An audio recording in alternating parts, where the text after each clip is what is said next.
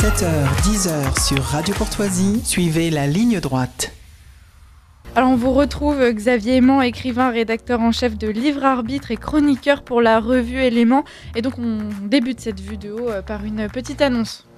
Oui, je voulais profiter de ma présence ici pour signaler la sortie du nouveau numéro de la revue Éléments, donc le numéro 208 qui est actuellement en kiosque.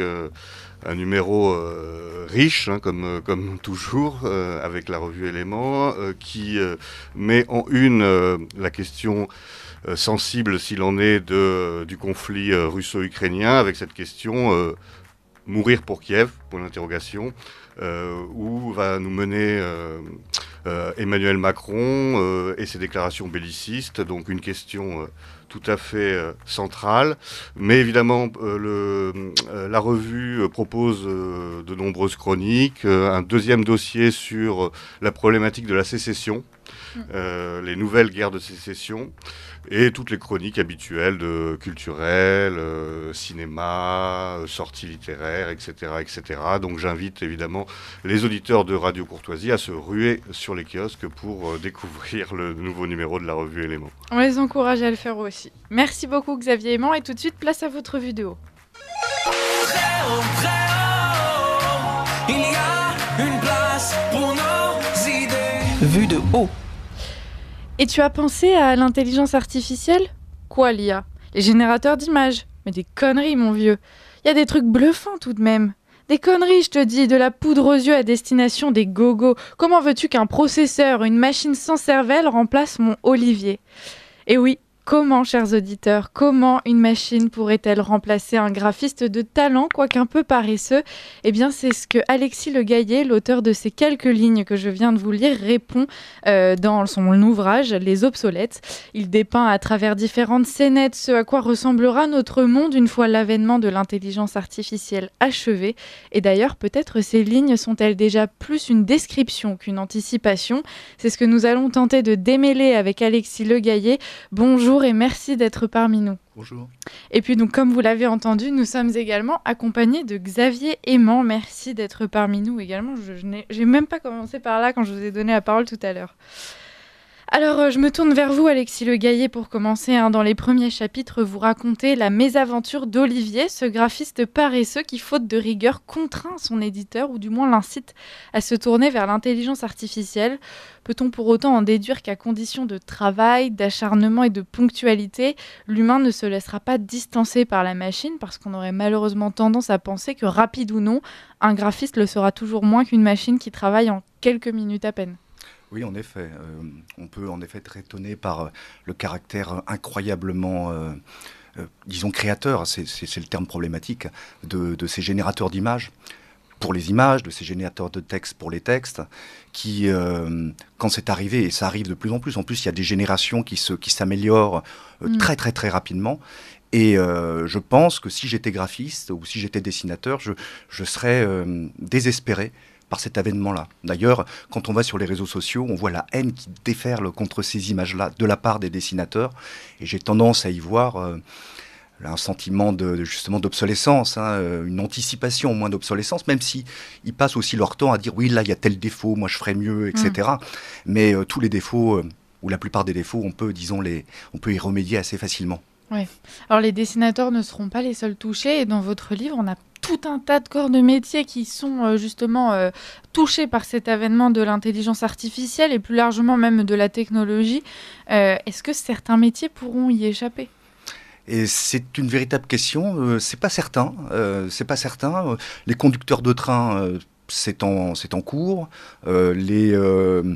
Une grande partie du métier d'édition, c'est en cours. On peut même imaginer la disparition, je le fais dans le livre un peu plus tard, de l'édition elle-même, via une génération automatique avec des logiciels particuliers. Il faudrait chercher, les avocats, ils commencent à utiliser l'intelligence artificielle. Il faudrait voir ça. Je ne suis pas certain, même les professeurs, un des avantages possibles, avenir potentiel de l'intelligence artificielle, c'est de rendre possible une relation individuée à l'élève. C'est ce qui manque en général, hein, l'individuation. Quand on a 35 élèves, c'est pas possible. On peut imaginer, sans trop de difficultés, une intelligence artificielle qui serait capable de repérer très exactement les défauts, les failles, et d'y remédier avec en plus quelque chose de ludique, chose qu'on a, nous, en tout cas les anciens, un peu de mal à faire. Voilà. Vous êtes vous-même enseignant et j'aurais peut-être dû commencer par là. Pourquoi est-ce que vous avez voulu écrire cet ouvrage? Est-ce que c'est parce que justement vous aviez conscience d'être vous-même menacé par ce genre de technologie? Alors pas encore menacé, mais par contre l'intelligence artificielle, on en a des effets immédiats avec les copies d'élèves. Très très rapidement, dès que ChatGPT est arrivé, on a eu des copies parfaites qui sont arrivées et dont le caractère frauduleux était pas décelable, en tout cas de la même manière qu'auparavant. Auparavant, c'était assez facile, il suffisait d'aller sur Internet et de repérer l'endroit qui avait été copié. Il y a une deuxième étape qui a consisté à payer des individus pour faire les dissertations. Donc là, on ne pouvait pas repérer, mais de toute façon, la qualité de la langue n'était pas celle d'un élève de terminale. Et là, aujourd'hui, les générateurs de texte font qu'on a quelque chose, disons, d'irrepérable. Même si ChatGPT permet de repérer, si on pose la question à ChatGPT, on lui met un texte créé théoriquement par un élève, on lui dit « Est-ce que c'est toi, ChatGPT, qui a fait ça ?» Il donne un certain pourcentage de probabilité. Voilà. Bon, à vrai dire, on n'a pas besoin de ça. On sait très bien que la langue, ce n'est pas une langue d'élève. Et que surtout, il n'y a pas de faute d'orthographe, vous voyez. Hein, c'est ça. Alors un élève intelligent peut peut-être simplifier la langue, mettre beaucoup de fautes d'orthographe pour essayer de nous duper. Voilà, une possibilité en tout cas de ruser, je dis ça pour les jeunes auditeurs, mais ils le savent. Enfin, il y a d'autres techniques, je pourrais les donner aussi. Hein. Voilà. On va pas leur donner trop les clés de... Allez-y, Xavier Aimant. Non, justement, il y a une scène très drôle dans le livre qui se passe dans un collège où les professeurs discutent entre eux de la façon dont ils peuvent repérer les copies frauduleuses créées par ChatGPT. Et l'un des professeurs, qui est plutôt un ancien, dit « Ah ben moi j'ai une méthode très simple, dès que c'est intelligent, je mets 0. Parce que je sais que l'élève a triché. » Est-ce qu'on n'en est quand même pas tout à fait là? Vous n'appliquez pas cette méthode? Non. Enfin... Un peu aussi quand même, parce qu'on connaît les élèves, on sait à peu près ce qu'ils sont capables de faire, pour autant qu'ils ne fraudent pas, parce qu'ils fraudent sous la table, y compris en exercice, et on n'arrive pas à repérer ces fraudes-là. On peut même être parfois sur le dos d'un élève, on s'aperçoit qu'il a triché, on ne sait pas comment. Il y a quand même malgré tout une technique bien développée et une performance, alors dans un domaine extrêmement limité, mais enfin il y a quand même des performances particulières. Non, on a encore parfois, et tout dépend où on est et où on enseigne, d'excellents élèves vis-à-vis desquels cette question ne se pose pas. Mais vis-à-vis de beaucoup d'élèves, oui, c'est impossible, c'est un peu comme si Mozart, excusez-moi, c'est le contraire, comme si un individu incompétent se mettait sur un piano et se mettait à faire du Mozart. On sait immédiatement que cette intelligence-là, ils en sont pas capables.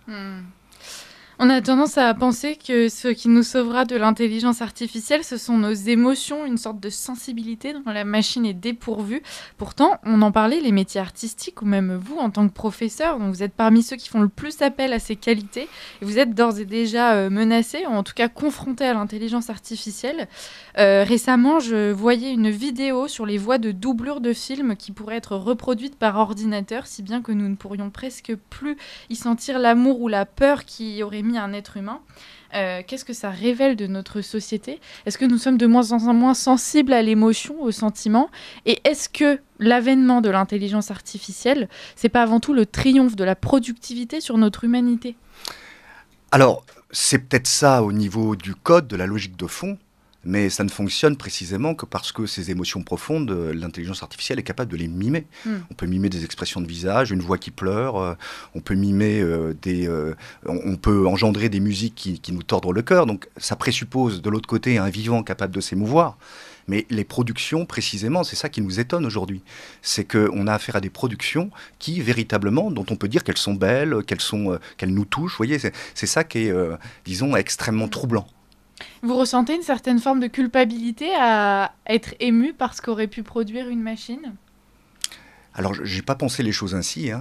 Une culpabilité, être ému par ce que fait une machine. Je ne ressens pas cette culpabilité, mais c'est peut-être un défaut de ma part. Il va peut-être falloir que je réfléchisse sur ma propre consommation. Alors, ceci dit, la difficulté quand même, c'est qu'on ne sait pas si c'est des machines ou pas, très souvent. Ouais. Et là, il y en a qui se font avoir. Je crois qu'il y a une intelligence artificielle qui a gagné, il n'y a pas très longtemps, aux États-Unis, un concours de photos, un concours de dessin, donc sans dire que c'était précisément des intelligences artificielles. Ouais. Et donc là, vous voyez, c'est le trouble. En fait, on est très troublé face à ça. Les repères éclatent. Xavier Aimant. Oui, et dans votre livre, d'ailleurs, vous parlez de l'intelligence artificielle qui se substitue donc à un certain nombre de professions, d'abord de façon cachée, puisque l'éditeur ne dit pas que son livre a été créé par une intelligence artificielle, puis de façon totalement assumée. Et il crée un personnage totalement artificiel, d'auteur, qui revendique son statut Oui. d'intelligence artificielle. Alors ce personnage est assez critiqué, notamment par des philosophes, etc. Mais ça devient une entité quasiment réelle, puisqu'elle est invitée à la télévision, et ce genre de personnage existe déjà, ce Oui. personnage fictif. Et ce qui est intéressant, c'est que ça devient une nouvelle minorité, et Oui. une nouvelle minorité à défendre. Oui. Et les gens qui s'opposent à cette nouvelle minorité d'intelligence artificielle sont qualifiés d'intelligence artificiellophobes. Donc c'est une nouvelle phobie. Donc est-ce que les gens qui s'opposent à l'intelligence artificielle sont des phobiques? Est-ce que ce sont des obscurantistes?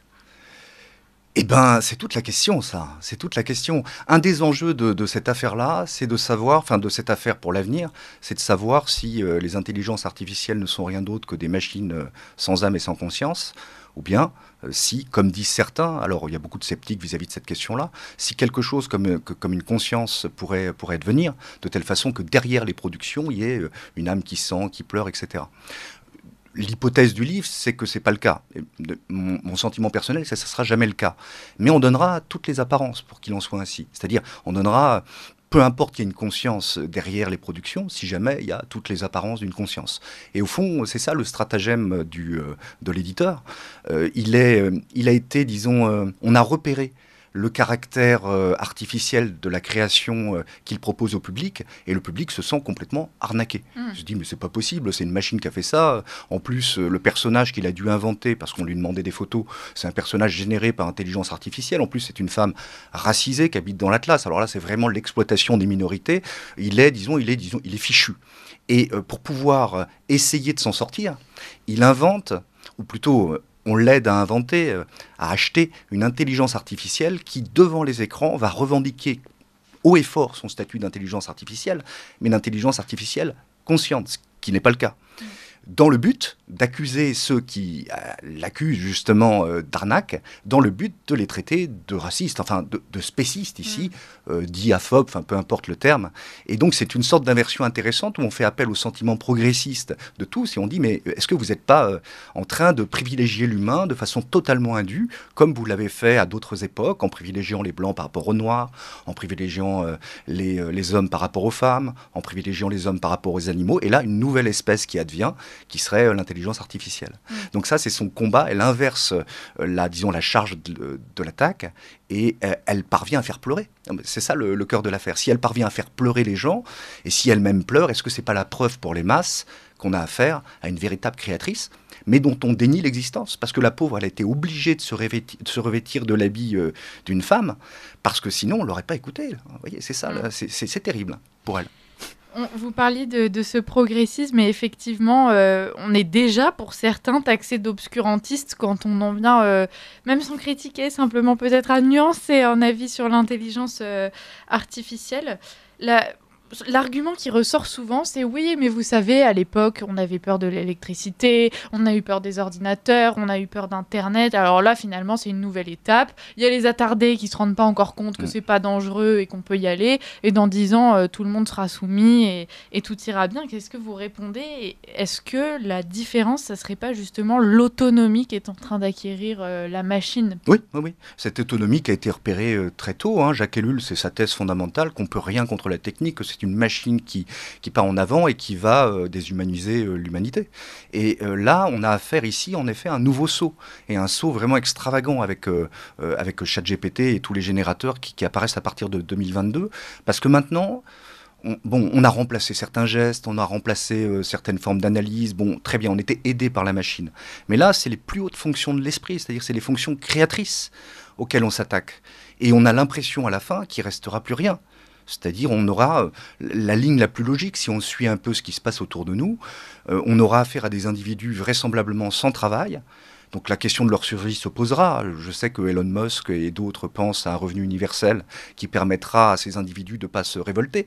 Ce que Laurent Alexandre appelle la gilet jaunisation du monde, c'est une possibilité. Et donc face à ça, on aurait des individus qui, loin de faire comme on a fait auparavant avec certaines machines, c'est-à-dire les machines nous libèrent du temps, donc grâce à ce temps, on développe d'autres facultés, d'autres capacités. C'est un thème très, très classique.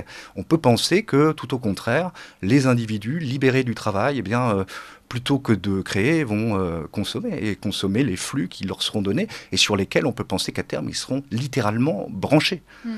Quelle joie de vivre dans un jeu vidéo, du début à la fin de son existence, par rapport à la terne existence qu'est la nôtre, surtout quand on ouvre les yeux et qu'on se regarde dans la glace et qu'on se dit que c'est vraiment pas ça, quoi. Xavier Aimant. Oui, alors dans votre livre, face à ce qu'on pourrait appeler un grand remplacement technologique, il y a un mouvement de résistance qui se forme, qui se crée un peu sur le modèle des Luddites. Donc ce mouvement né en Angleterre dans les années 1810, au début de la révolution industrielle, en réaction à l'introduction des premières machines des premiers métiers à tisser qui vont progressivement remplacer les ouvriers. Donc là, dans votre livre, ce sont justement les nouveaux remplacés qui se révoltent et qui veulent détruire la machine de façon, on va dire, même terroriste, qui s'attaquent aux serveurs et qui veulent une défense, une résistance très active à ce phénomène de grand remplacement technologique. Est-ce que c'est votre position? Est-ce que vous pensez qu'il faut rentrer en résistance? Il faut refuser catégoriquement d'utiliser ces outils? Et il faut avoir une opposition frontale? Est-ce que c'est possible d'ailleurs? Et est-ce que c'est cette position des résistants dans votre livre, est-ce que c'est plus ou moins la vôtre? Alors c'est pas la mienne, ça peut pas être. Enfin, disons, si je dis que c'est la mienne immédiatement, on va connaître mes plans secrets, vous voyez. Donc je peux pas dire la vérité. Donc c'est très très embêtant. Mais disons que ce qui est terrible, c'est qu'on a affaire à un phénomène inéluctable. Qui est inéluctable parce qu'il est désiré par tous. Il est désiré par les entrepreneurs, il est désiré par les consommateurs. Alors il n'est pas désiré par celui dont on pique le travail, mais celui-là est aussi un consommateur et de fait on peut penser qu'il a avantage à tout ça. Et en effet, ce que comprennent ces obsolètes, c'est-à-dire ces révoltés, c'est que le ver est dans le fruit. C'est-à-dire que même si on essaye de réguler en limitant par exemple la part des IA dans le cinéma, la part des IA dans la production littéraire, à terme, du fait même d'ailleurs du caractère complètement sans centre de tout cela, c'est-à-dire le fait que la loi française, si elle s'oppose à ça, le monde tout entier obéit à d'autres lois. Donc il faut rentrer dans la course. Comme le dit Emmanuel Macron, qui veut créer ici, j'ai cru entendre qu'il voulait s'attaquer à cette question de l'IA très rapidement pour que la France reste dans la course, mais en même temps on creuse, en tout cas c'est l'hypothèse du livre, on creuse notre tombe en même temps. Alors ces types-là, ils ont tout compris en un sens peut-être, ils se disent on va faire comme les habitants de, je me souviens plus quel pays, mais enfin dans Samuel Butler, dans le livre Erwan, on a affaire à des gens qui ont tout compris dès le départ et qui voient un voyageur arriver chez eux, il a une montre, ils détruisent la montre. Ils ont détruit les machines dès l'origine parce qu'ils ont compris qu'il y avait quelque chose comme une sorte d'organisme, et un organisme qui n'est pas biologique, mais qui est justement un organisme technique, et que si on ne détruit pas dès l'origine cela, eh bien nous serons nous-mêmes détruits par cet organisme-là. Donc, eux détruisent la chose, mais le problème, c'est qu'ils sont minoritaires. Et qu'on leur reproche de s'opposer au libéralisme. C'est-à-dire, au fond, s'ils veulent vivre comme des Amish dans un coin, qui vivent comme des Amish, mais qui ne dérangent pas l'humanité et le reste de l'humanité. Chacun son choix. Le problème, c'est que le chacun son choix, il n'y a pas de choix dans cette affaire. En réalité, on a affaire à quelque chose qui est un mécanisme inéluctable. En tout cas, c'est l'hypothèse, mais ça ne me semble pas du tout aberrant, qui s'imposera à tout le monde et dont tout le monde fera les frais, puisque sous couvert de bien, eh bien, le mal que ça va faire, c'est l'éradication ou, disons, la mise à la marge de l'humanité. Donc ça pourrait créer une nouvelle fracture finalement. Ah oui. Une nouvelle fracture qui est soulignée d'ailleurs par des auteurs très énervants, mais enfin qui sont très pertinents, comme notamment Laurent Alexandre, qui dit oui, il va y avoir une fracture, d'ailleurs elle existe déjà, entre ceux qui sont éduqués pour pouvoir manipuler ces intelligences artificielles, et puis tous les autres dont les métiers vont devenir obsolètes, y compris d'ailleurs, dit-il, dans un dernier entretien, les laveurs de carreaux. Il y a des machines qui vont faire ça 1000 fois mieux, donc si les machines font tout tout 1000 fois mieux, en effet, il y aura une fracture entre une humanité, une humanité mise sous la touche pour le moment, et puis une autre qui peut-être acceptera, elle, de s'hybrider à la machine.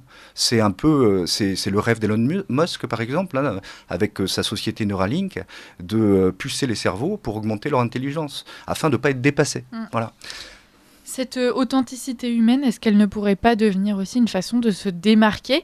Aujourd'hui, les grandes enseignes de mode ne manquent pas, par exemple, de mentionner que certaines de leurs pièces sont cousues main, comme un gage de qualité. Demain, est-ce que nous pourrions imaginer des formules telles que dessinées par un humain ou made by human, comme des gages de qualité ? Oui. Nos qualités humaines deviendraient une sorte de luxe dès lors qu'elles sont à nouveau sollicitées. Et ça existe déjà d'ailleurs dans l'édition, j'ai vu ça, j'ai vu que Librinova, je crois, met comme logo, c'est pas fait par intelligence artificielle.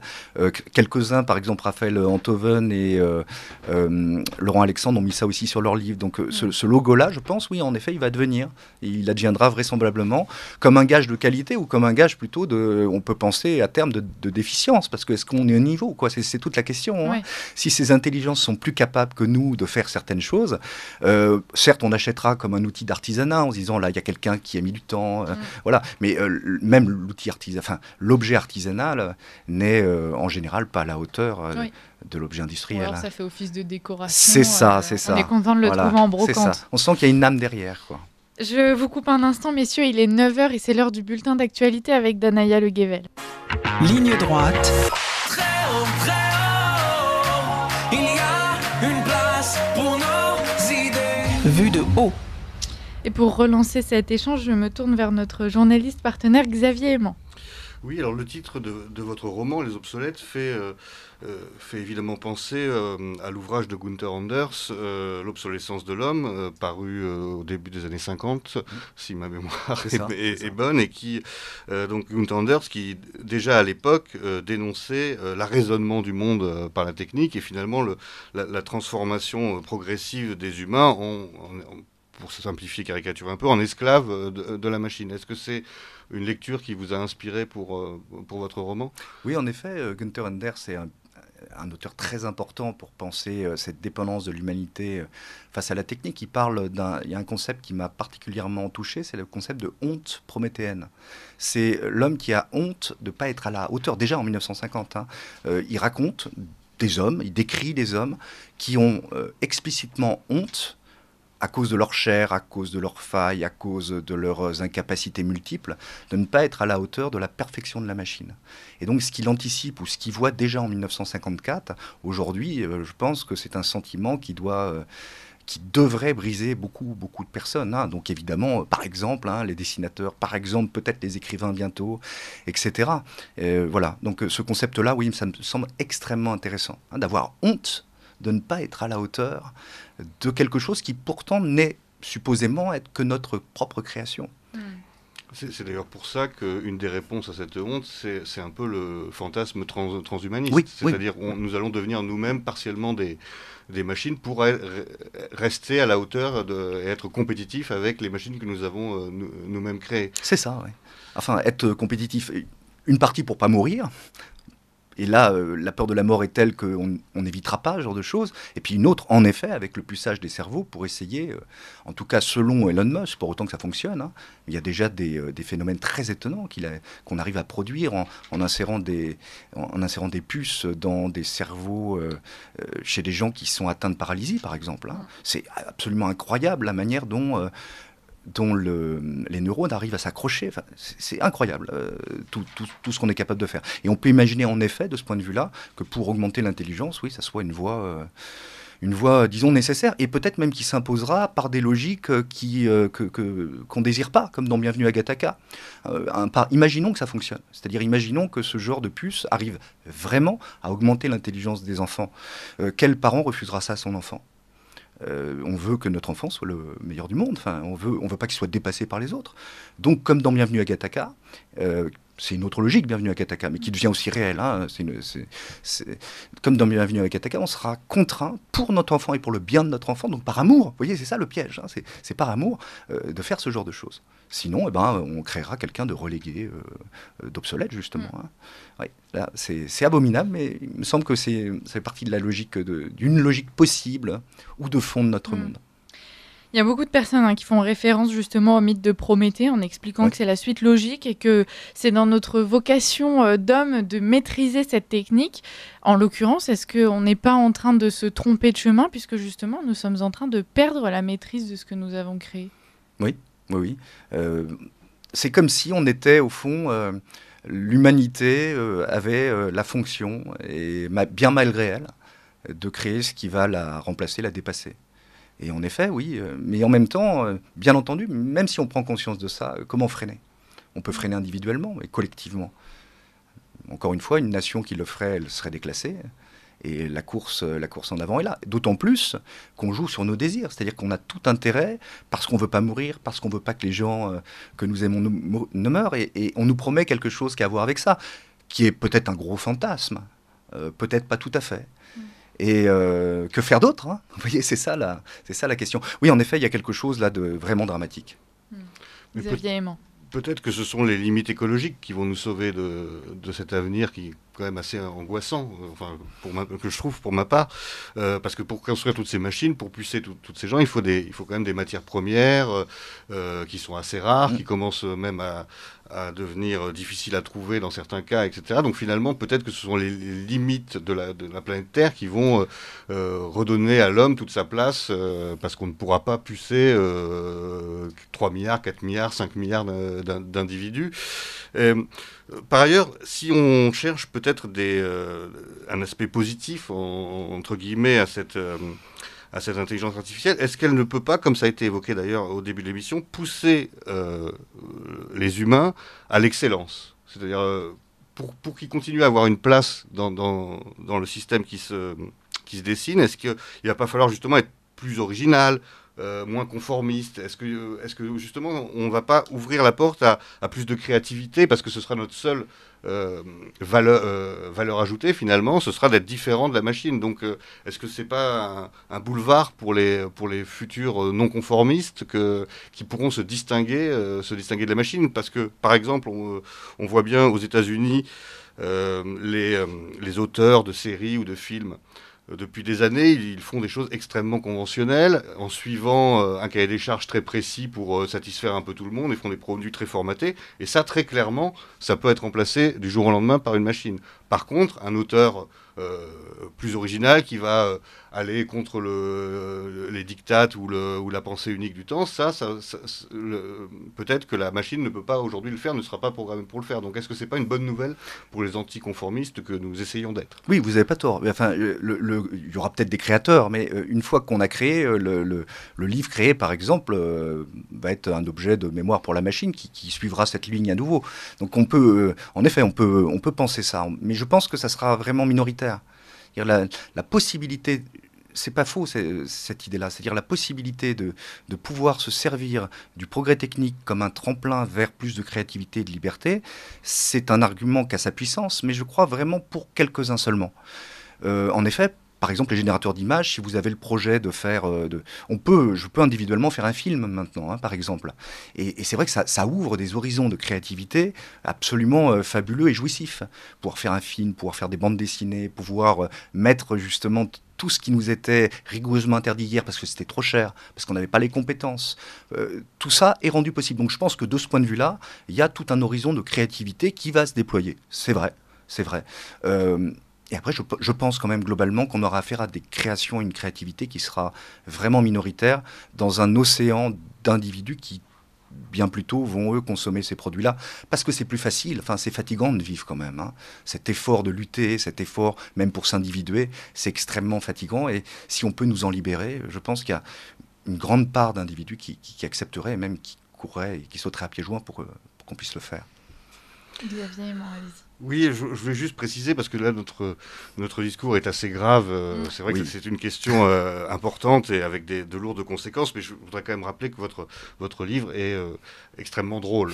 Je pense que c'est important de le préciser pour les lecteurs. C'est d'ailleurs un peu votre spécialité, de vous emparer de sujets importants, de sujets de société graves, et de les pousser en fait un peu jusqu'à leur dernier retranchement, à leur paroxysme, pour en dénoncer les failles failles, les impasses. Vous l'aviez fait notamment avec le véganisme dans Bienvenue au paradis, et cette fois-ci c'est avec l'intelligence artificielle, mais c'est toujours fait avec beaucoup d'humour et beaucoup de décalage, parce qu'on peut parler de choses sérieuses sans le faire de façon ennuyeuse et trop lourde. Oui, en effet. Ce sont que des ouvrages comiques. En réalité, ce sont des romans philosophico-comiques. Donc c'est un genre, disons, mineur du roman, puisque le comique, c'est une part, disons, de l'art, mais une part que Bergson, par exemple, il disait que c'était le seul art du général, alors que les autres formes d'art sont des arts du singulier, où on pénètre l'intimité, alors l'intimité, évidemment, le cœur d'individus, et là, en effet, on rigole plus, à partir du moment où on épouse les douleurs, où on épouse tout ça. Moi, mon parti pris, c'est un parti pris, en effet, comique, c'est-à-dire relativement superficiel, où je ne pénètre pas justement dans l'âme d'Olivier, parce que le pauvre gars qui a éclipsé, sa vie, c'est abominable. Donc voilà, c'est le parti pris. Maintenant, je pense aussi que c'est un parti pris qui révèle quelque chose, parce que déjà, ça répond à un besoin, le besoin de ne pas étouffer. Le rire permet, en caricaturant les choses, de se libérer de leur emprise. Ça, c'est un premier point. Et ça permet, me semble-t-il, aussi de voir la mécanique du monde. C'est-à-dire, de quoi rit-on ? On rit de ce qui est, c'est ce que dit Bergson, de ce qui est mécanique, alors que ça devrait vivre. Et donc, moi, je m'attelle à essayer de révéler, comme je peux en tout cas, certains de ces mécanismes-là. Et quand on les met à jour, derrière la prétention des individus d'échapper aux mécaniques, il y a quelque chose qui engendre normalement le rire. Voilà. Donc, c'est, disons, ma ligne d'écriture. En tout cas, effectivement, c'est très agréable. Et moi qui ai eu le livre assez tardivement, c'est-à-dire il y a 48 heures, je l'ai englouti malgré ma masse de travail. Donc, chers auditeurs, foncez vous le procurer si ce n'est pas déjà le cas, puisqu'effectivement, c'est très plaisant et agréable à lire. On passe un bon moment. Est-ce que vous gardez espoir après un tel livre, après de telles réflexions ? Je me suis dit que j'allais tout arrêter. Quand ChatGPT, il n'y a pas très longtemps, je me suis dit, mais ça sert à quoi tout ça ? Voilà.